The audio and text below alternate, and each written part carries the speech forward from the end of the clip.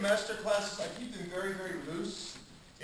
I kind of like to just talk about whatever you all want to talk about. And, oh, this has milk and tea and decaf. Wow, that's interesting. Let's see here. I think this is how I Yeah, what are the choices then, I wonder? That's curious.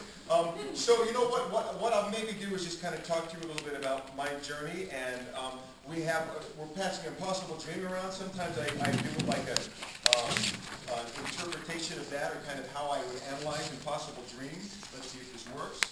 Of course it's not. Yeah, you know, I can't unscrew it.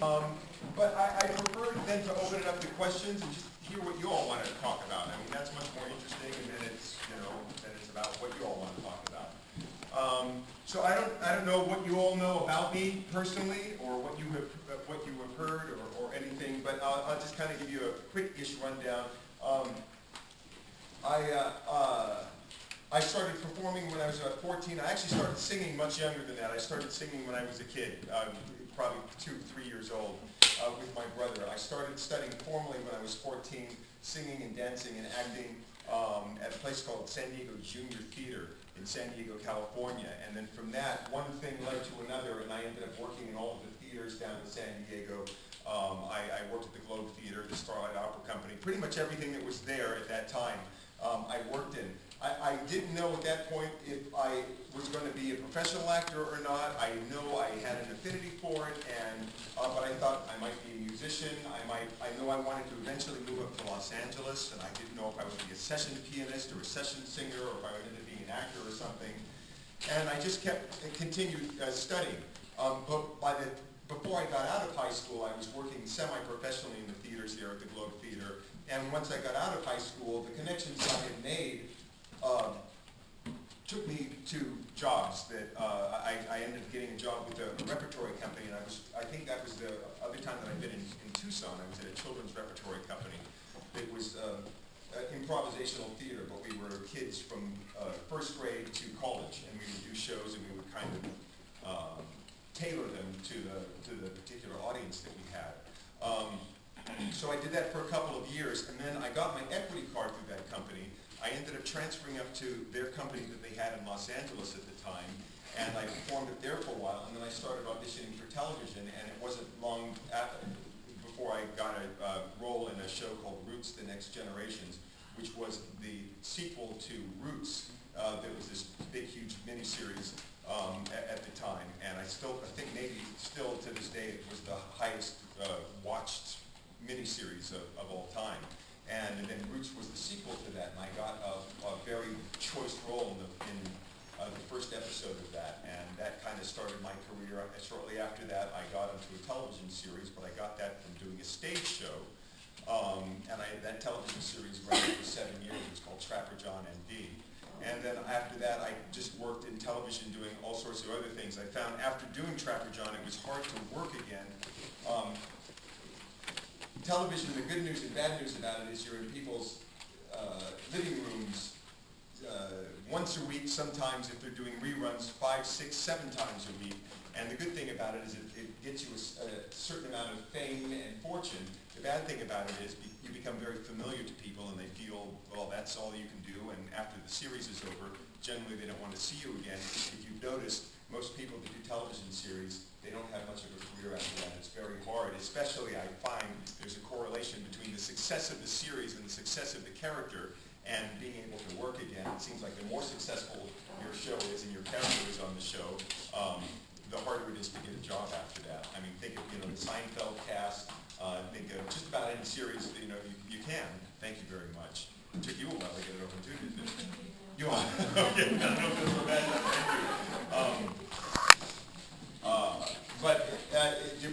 So it's a blessing and a curse, and it was the same way for me when I got on Trapper John. I think people figured, well, we know who that guy is, we know what he does, but I didn't ever show any of my musical talent, except for I scored some of the episodes. I also studied film scoring, orchestration, and conducting at UCLA, and so while I was on the show, I ended up scoring a lot of the episodes, but I never really made my musical singing aspect of me known.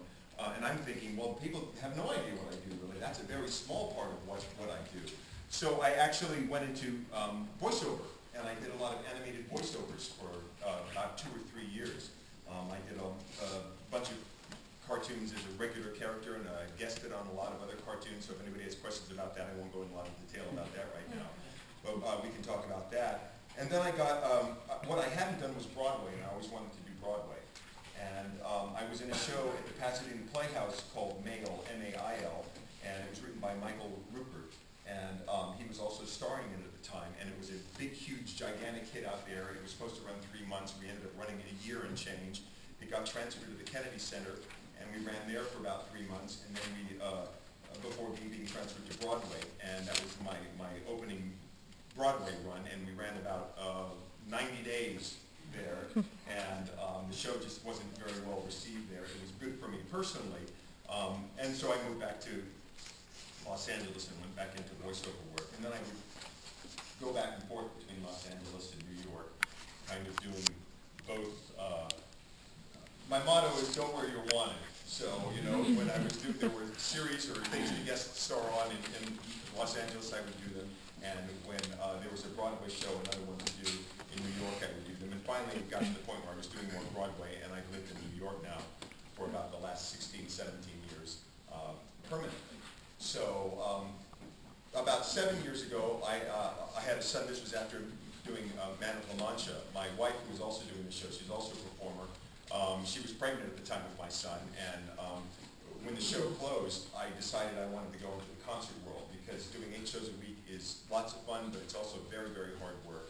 And I figured I wouldn't be able to spend much time with my son, and I wanted to do something that would allow me to do that. So I got into the concert world, and that's what I've mostly been doing for the last 7 years, is concerts of all different forms. And sometimes those have taken the form of a show. At Hollywood Bowl, they do a summer musical, and I've done that. I did Sweeney Todd in Washington, D.C. I've done shorter runs of other shows. And I just finished doing Women on the Verge of a Nervous Breakdown on Broadway, which is my first show that I've done since doing Man of La Mancha.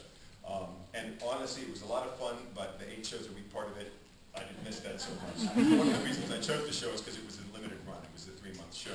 And so I got to kind of get my feet back in it and taste what that was like again. And I had a good time, but I'm glad it's over, and I'm glad I'm now back in the concert world. At least for now, and I do television too, as that's coming up, and film work also. I have a film called Jumping the Broom that comes out, I think, Mother's Day of this year, that I filmed in Nova Scotia last year, and it's being edited right now. So I just basically go where I'm wanted, and I would recommend to all of you to do the same, because it's very difficult making a living in show business. And the more you do, the more flexible you are, and the more styles of acting you could do, because theater, musical, comedy is very different than doing film acting. And that's different than doing some kinds of television acting, as a matter of fact. The more you can do, the better off you are. Learn voiceover work. You know, that got me through a time when I might have been doing something else outside the show business, but it always allowed me to stay in show business.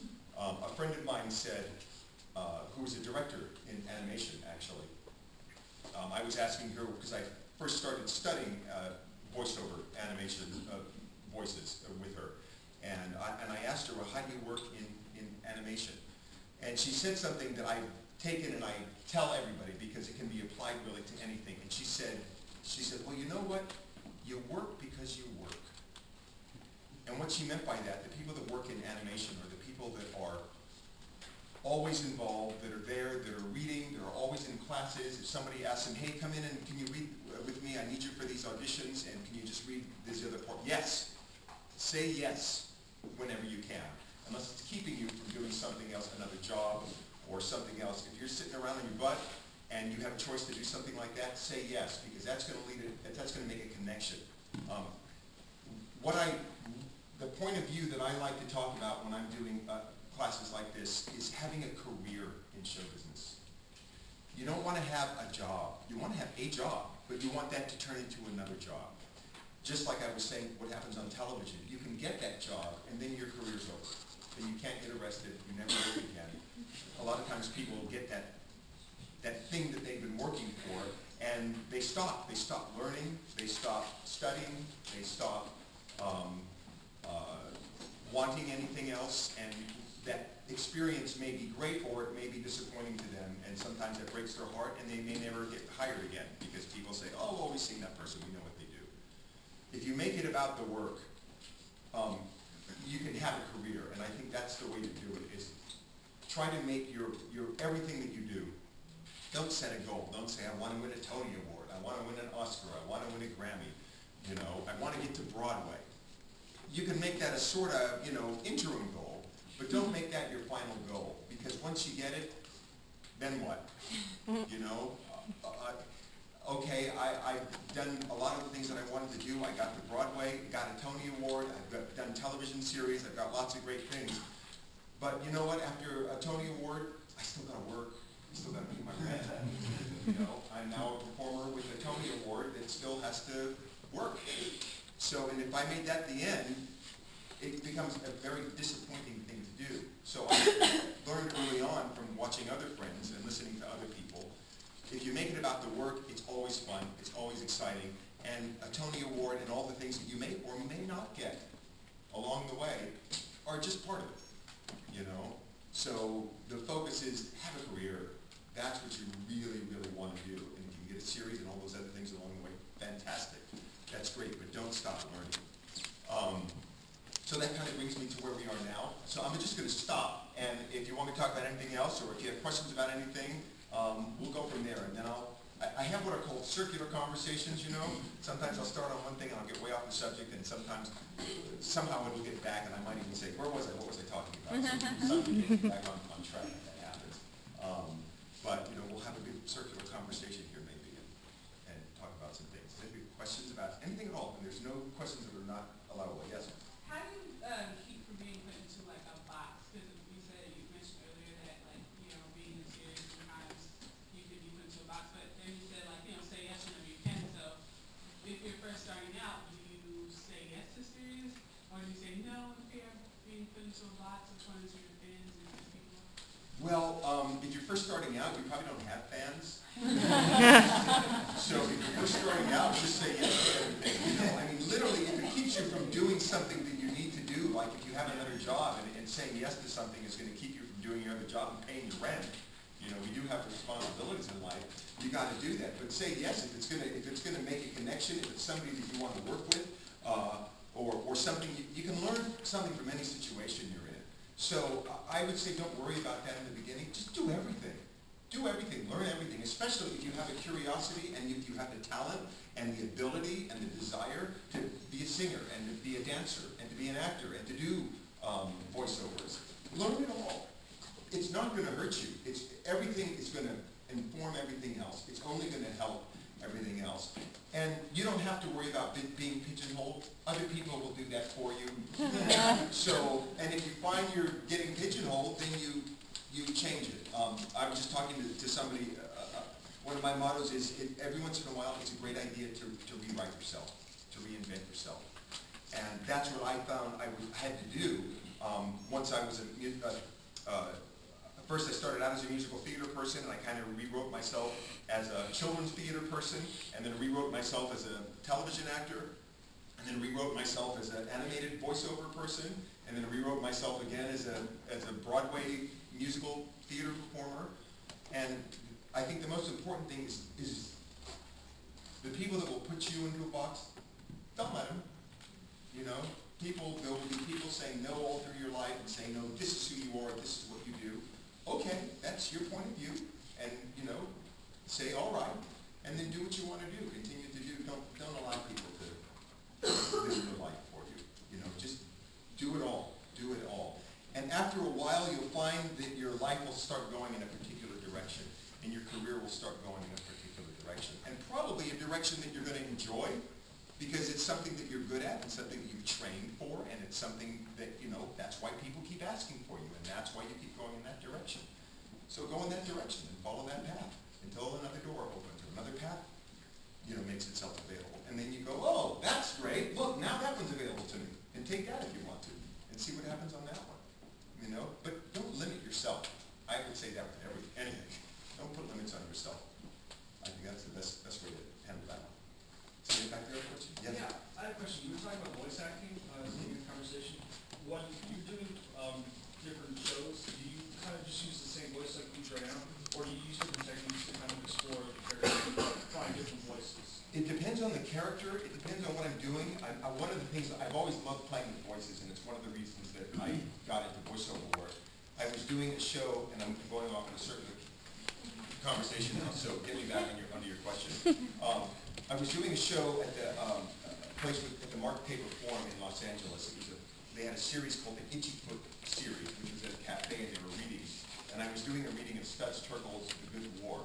And the person that was directing it was a guy named Gordon Hunt, who was directing the show. And I wasn't doing anything at the time, and it paid like nothing. And this is after I'd been doing television series and making a whole lot of money and everything. And this thing paid like, I don't know, $100 a week or something like that. I mean, it was just ridiculous. But I thought, wait a second, these are some great people to work with. So I got involved with it. We did this great reading. It was really, really fun to do it. And I got to play a lot of different characters in it, because I don't know if you know Studs Terkel. Do you all know his work? Really, if you don't know it, by the way, great monologues. If you're looking for great monologues, pick up some of his books. Studs Terkel has written books on all sorts of different subjects, race, World War II. He does interviews with people and asks them questions. And you end up with these incredible stories about different points of view about all of these different subjects. And if you're looking for a really interesting monologue, just his books are this thin. There's tons of, the show Workin' is based on Studs Terkel's book about, I think by the same name, about working people that he just interviewed with somebody who got the idea to make a show out of that. So that's Studs Terkel. So we were doing the show The Good War about World War II.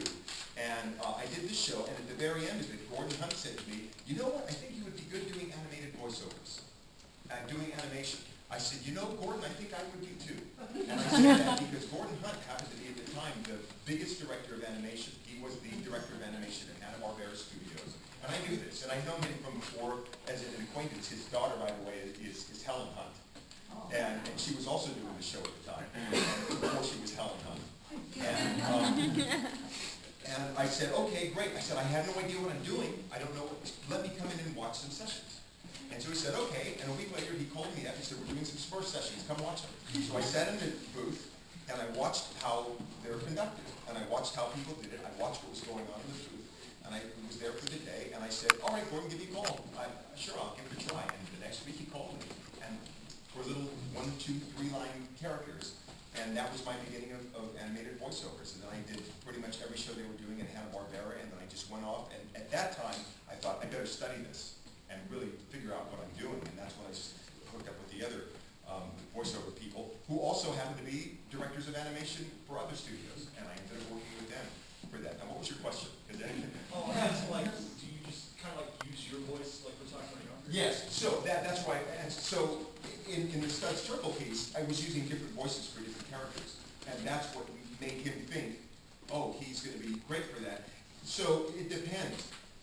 I'm starting to get kind of into a phase now in my life where I just want to do more just realistic things. In television, generally, it's about, and film work, it's about being realistic. It's about being you, really, and what you have. Now, you can sometimes need to do variations on that. I have an audition for a television series, and part of it is the character needs to do a British accent, but only for part of it.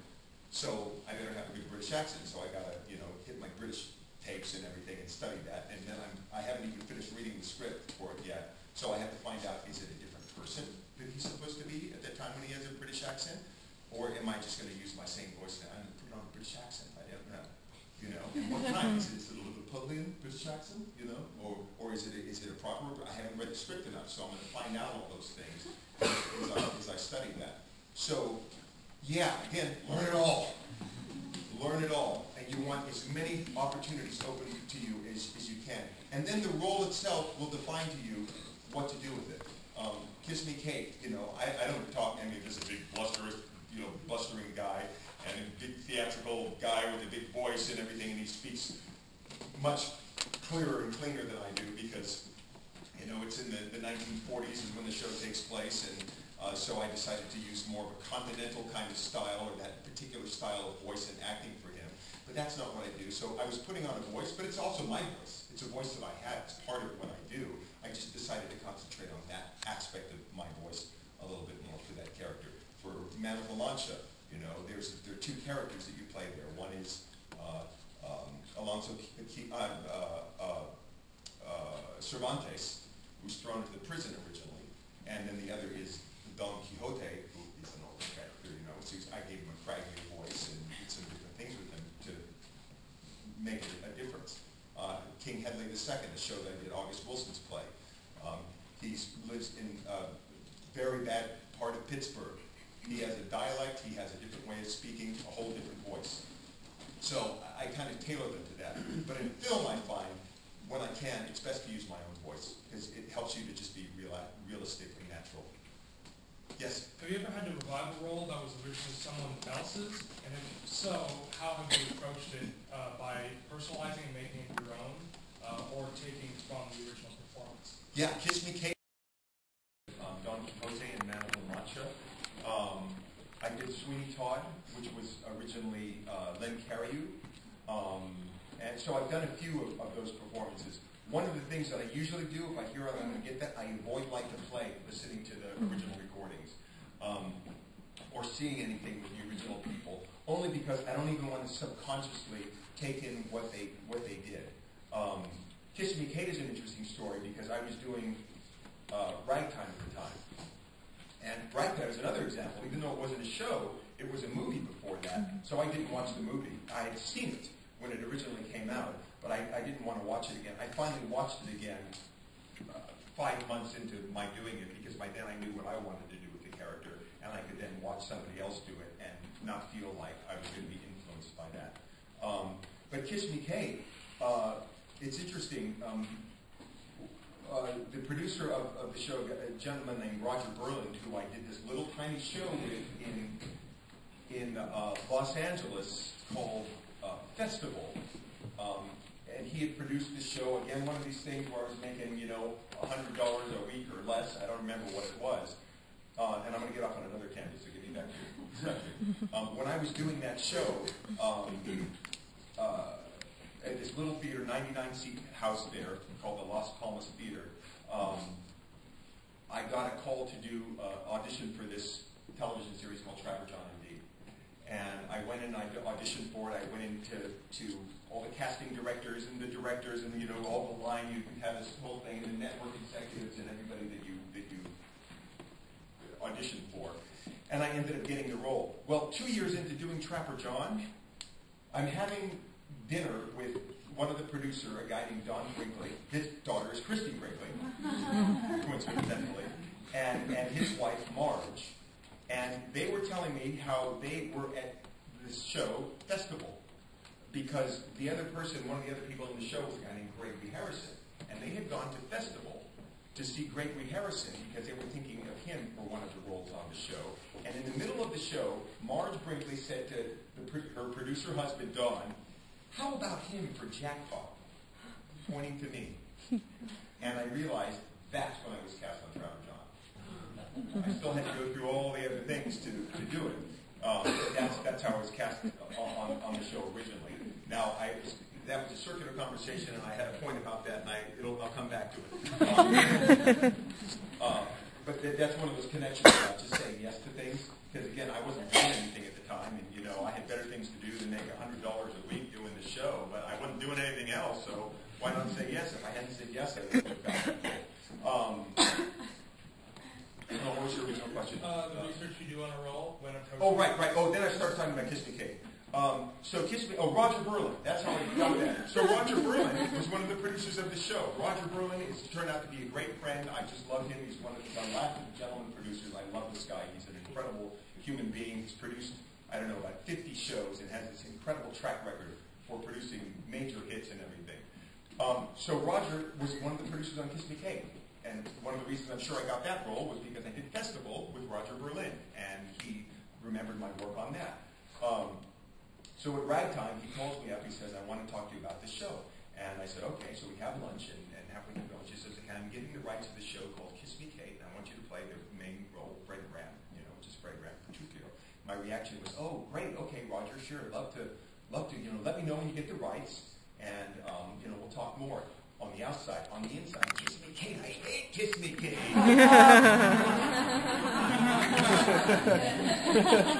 please let me have another show. I don't want to have to tell Roger Berlin no. So let me have the excuse of having another show at a time, so I don't have to tell him that. And, well, as luck would have it, I didn't have another show. And I got the script from the agent, I read the script, and I read it, and I still hated Kiss Me Kate. I just couldn't stand the character that I was supposed to play. I couldn't stand any of the leads. I just hated all the people. I just thought it was unlikable people. I didn't think the script was funny enough. So I thought, Roger Berlin loves this. He has great taste. Let me read it again. I read it again. I still hated Kiss Me Kate. I read it the third time. I still hated Kiss Me Kate. Michael Blakemore, the guy who was going to direct it, was coming into town. And so I said, can I talk to Michael about, his approach to the show? And he said, sure. So I meet Michael at the hotel that he was staying at, and I'm thinking, okay, Michael Blakemore, really smart, really great director. He's going to say, okay, well, we're going to fix you British. We're going to fix the script. Obviously it needs work, and such. So we sit down and we talk, and he goes, oh, are you thinking about doing Kiss Me Kate? I say, yes, Mike, thinking about doing it. Like a really exciting project. It'd be great to work with you and everything. Yeah. I'm just wondering, what's your approach? What do you think of the script of the show? Oh, I think it's marvelous. I wouldn't change a word.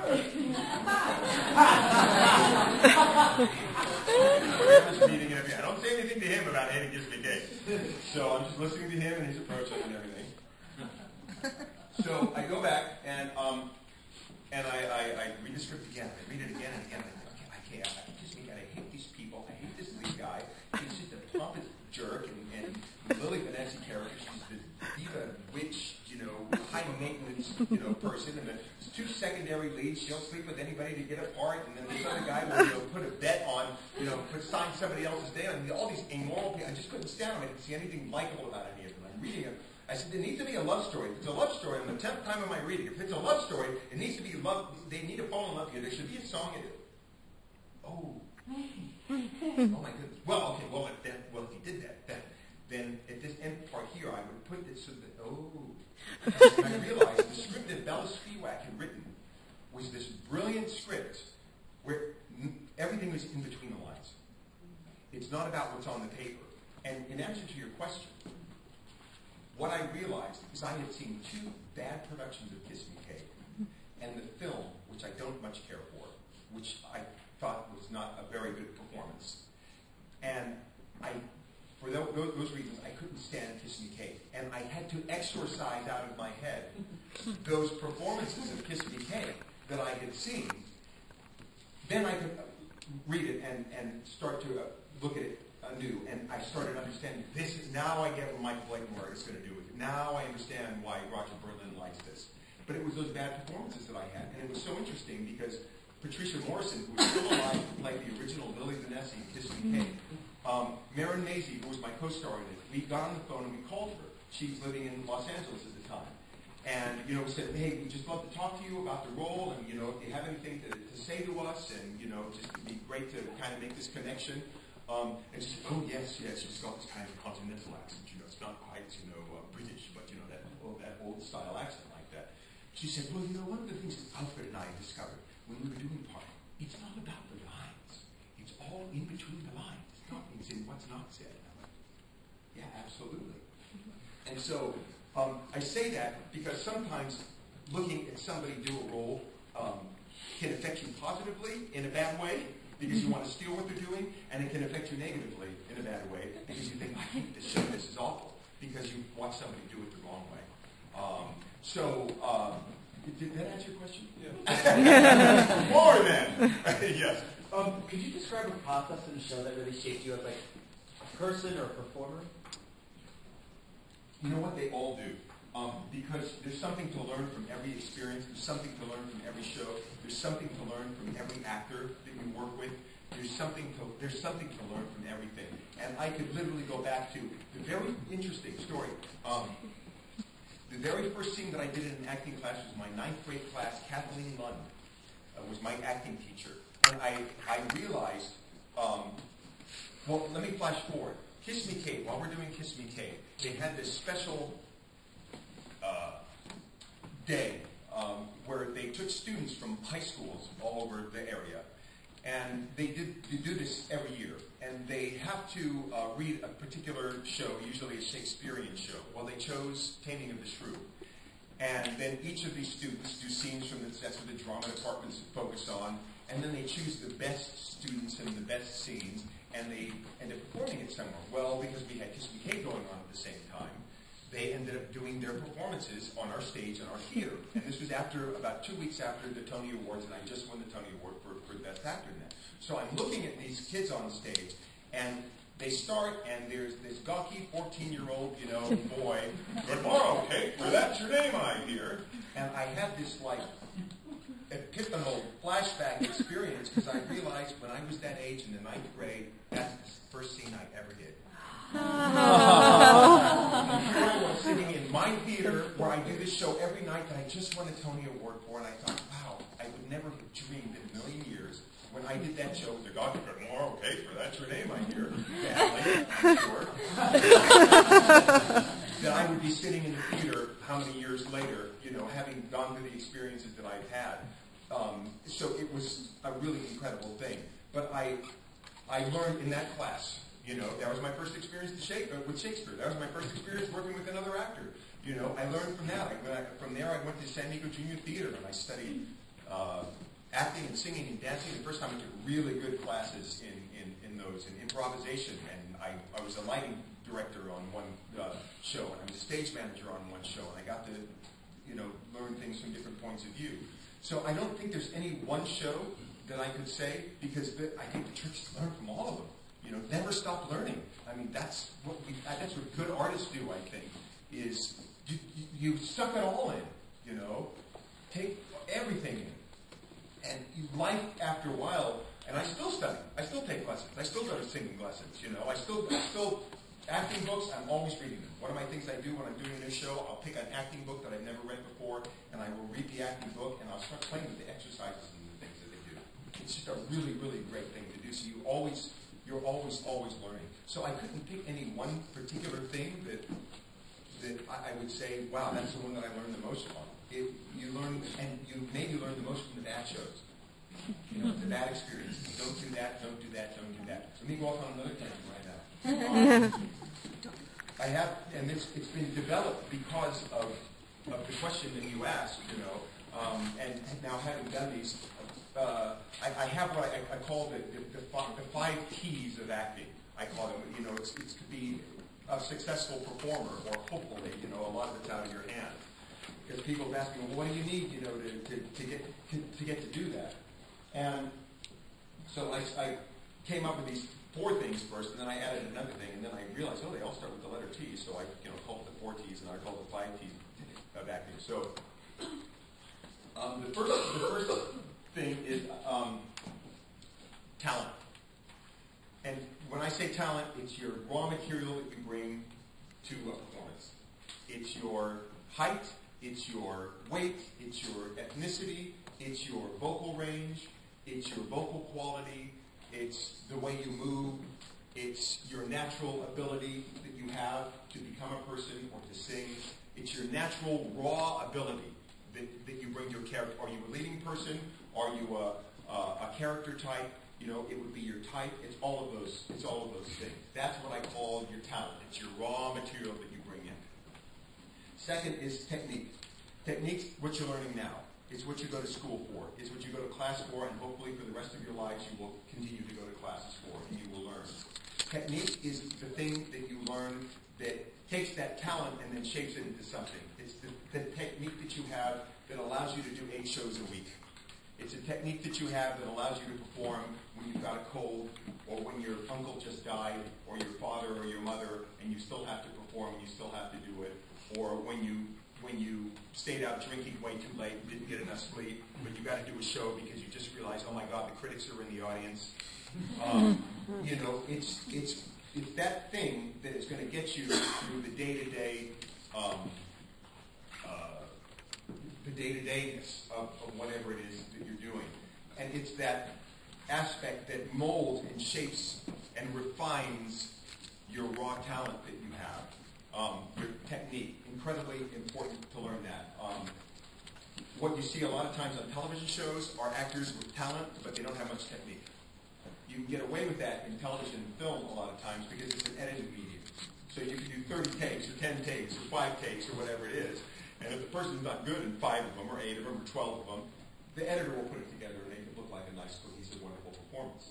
Generally, you have to have talent and technique. You have to have both. You know, it helps. But it may be they're looking for a look, you know, or looking for a particular quality. You know, Macaulay Culkin, how much technique did he have? Child stars generally are not about technique at all. It's all pure talent. Can they listen? Can they respond? Do they look like, you know, what we need? Are they, you know, do they have the emotional whatever we need to make this happen? It's not about technique at all.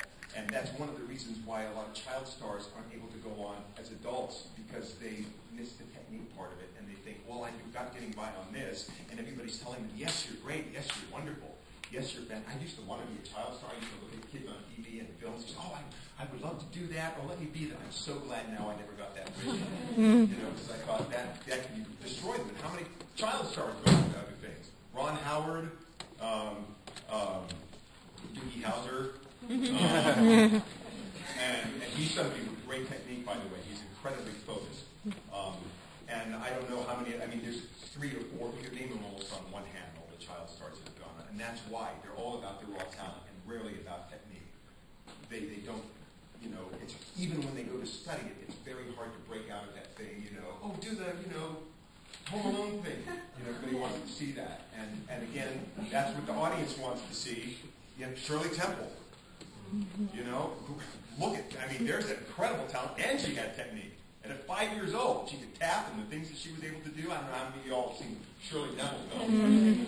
Incredible, like, who is this person? When you watch her do what she does, it really is amazing, because she's not just cute. She could sing, she could act, she could emote, she could tap. I mean, she was a really, and there was a studio assistant that she was under, too, that was helping her, but she came in with something and kept it going, but then she couldn't get arrested after she got too old, you know, even with the talent that she had. So the technique's very important as an adult in particular, so keep learning that. So talent, technique, timing.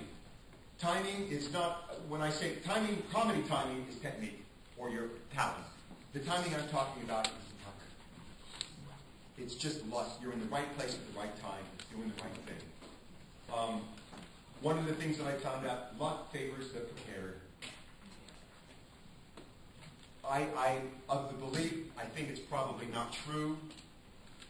By the way, my motto is I reserve the right to be full of cock-up, so take anything that I say. So what you can use it. What you can't, throw it out.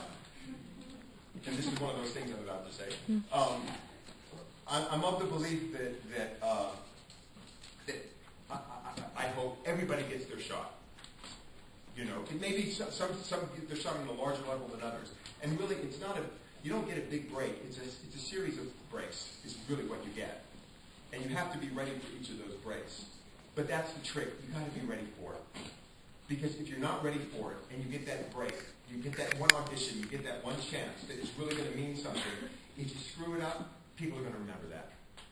You know, you go to your auditions in New York, when you move there, if you're not good on your auditions, if you're not prepared, that goes on your resume. Casting directors remember that about you.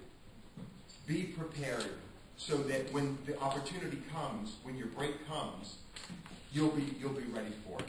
It's timing. It's just pure luck, really. But that luck is predicated on you and what you put into it. Now, it may be that you have that break and you do a great audition and you don't get it either. That happens also. And that happens for reasons sometimes that you don't even understand. Which is the fourth key, which is tenacity. You've gotta want this more than anything else. If there is anything else that you can think of in your life that you also love to do and would be happy doing and could make money doing, do it. This is an incredibly difficult career to be successful in and to make it last over years. We were having a discussion earlier today. I call myself the luckiest actor in the world because it's all I've done. Before I got out of high school, I was doing it after I got out of high school. I never waited tables. I never pumped gas. I never did anything else but act. I never borrowed money from the parents. I never did anything else. I'm the only person I know like that. I'm not saying that to brag.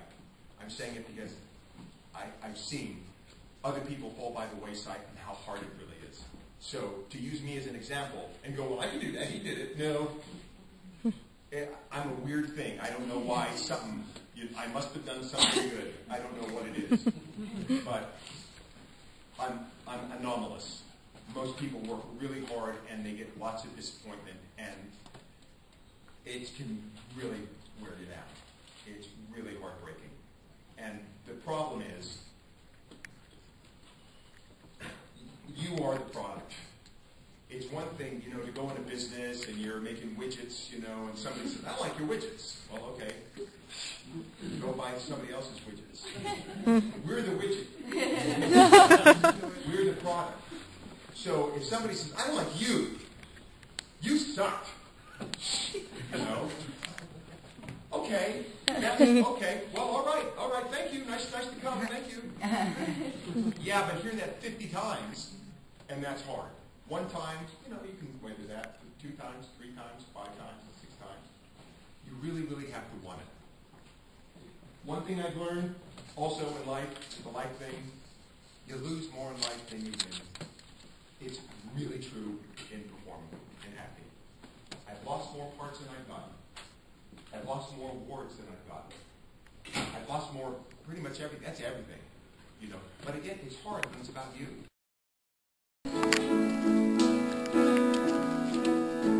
To dream the impossible dream,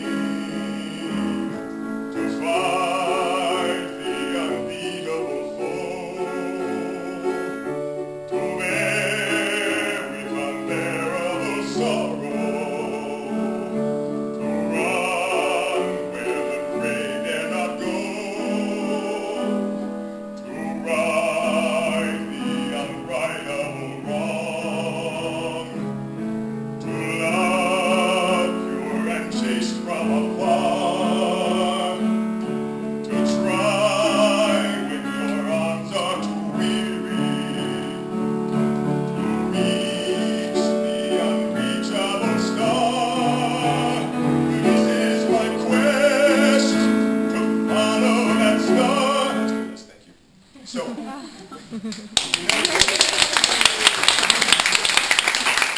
two things, really long line phrases. I'm singing more in the style that he's singing it, and also it's very square. To dream the voice,